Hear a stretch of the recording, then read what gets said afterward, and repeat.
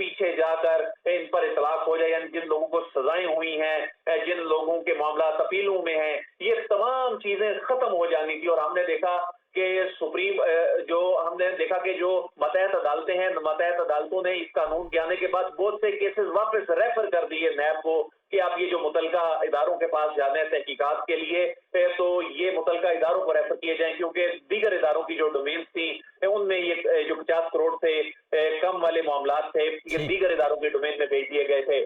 फिर इसके अलावा जो इसमें जो तरीकाकार था, जो प्रोसिक्यूटर जनरल को तैनात करने का नैब की अदालतें बनाने के हवाले से,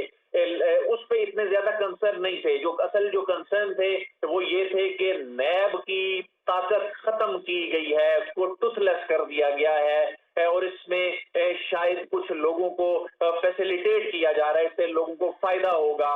तो इसमें इस एंगल से भी देखा गया कि कोई पर्सन स्पेसिफिक तो नहीं है। तो ऐसे में वो जो शिकें जो ज्यादा मुतनाजा थी, उनमें से एक 50 करोड़ रुपए की लिमिट वाली शिक थी, और एक जो शिक थी वो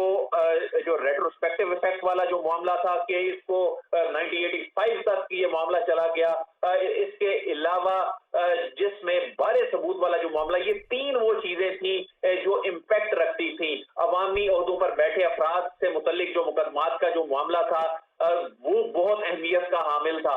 तो सुप्रीम कोर्ट ने ना सिर्फ इन शिकों को कालअदम करार दे दिया, साथ ही साथ ठीक है। अदिल मोहम्मद इमरान भी हमें ज्वाइन कर चुके हैं, वो अदालती कार्रवाई के हवाले से मुतल्लिक है, इस वक्त जो मजीद डिटेल्स हैं वो उनसे जान लेते हैं। इमरान बताएगा, तफसीली फैसला है वो कब तक मुतवक्के है, और इस वक्त फैसला सुनाना शुरू कर दिया गया था, अभी तक की अदालती कार्रवाई का हवाल क्या है?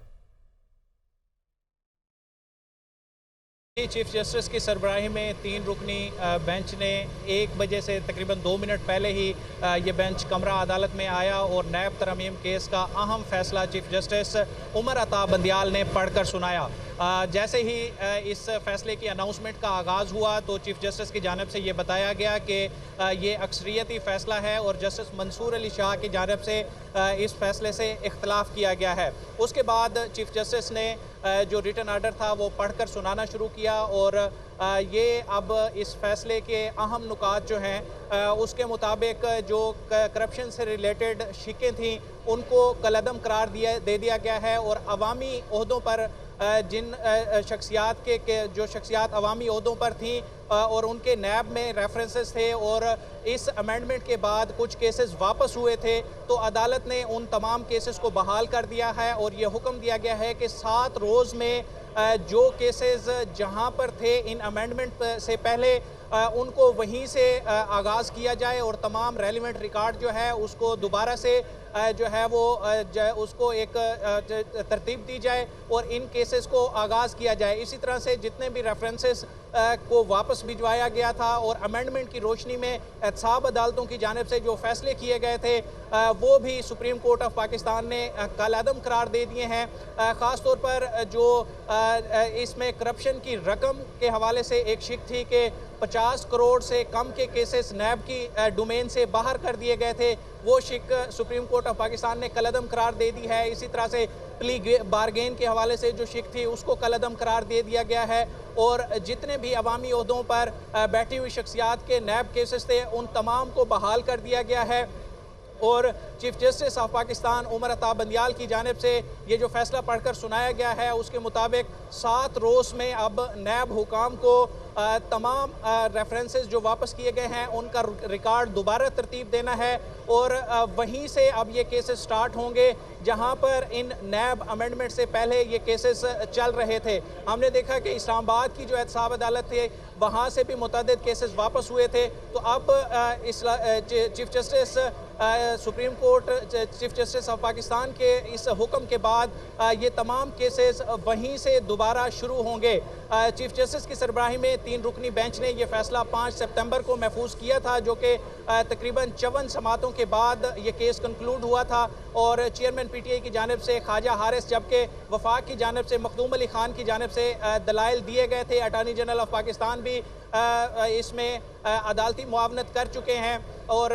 जस्टिस उमर अता बंदियाल की जानिब से ये रिमार्क्स दिए गए थे 5 को कि वो शॉर्ट और स्वीट सा फैसला सुनाएंगे, और आज उनका चूंकि अदालती आखिरी रोज़ था और उन्होंने ये आज फैसला सुनाया है जो कि रिटर्न आज ही किसी भी टाइम जारी हो जाएगा, लेकिन जो उसके ऑपरेटिव पैराग्राफ्स थे वो चीफ जस्टिस ऑफ पाकिस्तान की जानिब से कमरा अदालत में पढ़कर सुनाए गए। कमरा अदालत में चूँकि जस्टिस ये 3 रुकनी बेंच था, तो जस्टिस मंसूर अली शाह और जस्टिस इजाजुल एहसन भी उनके साथ मौजूद थे, और जस्टिस मंसूर अली शाह की जानिब से इस फैसले से इख्तलाफ किया गया है। 2 रुकनी ये जो है अक्सरियती फैसला चीफ जस्टिस ऑफ पाकिस्तान की जानिब से सुनाया गया है। ठीक है। अच्छा इमरान, जब पिछली सुमात हुई थी 5 सितंबर को, जब ये फैसला महफूज किया गया था, तो चीफ जस्टिस उमर अता बंदियाल की जानिब से बड़े अहम एक रिमार्क्स दिए गए थे। उन्होंने कहा कि पार्लियामेंट तो बहुत सुप्रीम है, अगर पार्लियामेंट को कवानीन पर दोबारा गौर की दरखास्त करें तो 20 के वक्त में क्या होगा, अगर अदालत को कानून में सुकम मिल जाए तो क्या पार्लियामेंट को वापस भेजें। तो पार्लियामेंट को वापस भेजने पर किसी भी एंगल से कोई गौर नहीं हुआ? जो operative paragraph chief justice of Pakistan की जानिब से पढ़कर सुनाए गए हैं उसमें तो ऐसी कोई बात शामिल नहीं है, क्योंकि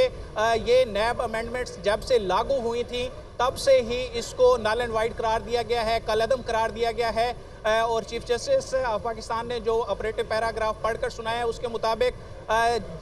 जैसे ही ये नैब अमेंडमेंट्स लागू हुई थी उस दिन से ही जितने भी फैसले हुए हैं वो तमाम अब कलअदम करार दे दिए गए हैं, और तमाम रेफरेंसेस बहाल होंगे। अवामी ओहदों पर मौजूद जितनी भी शख्सियात ने नैब अमेंडमेंट से फ़ायदा उठाया था वो तमाम फैसले रिवर्स होंगे। अब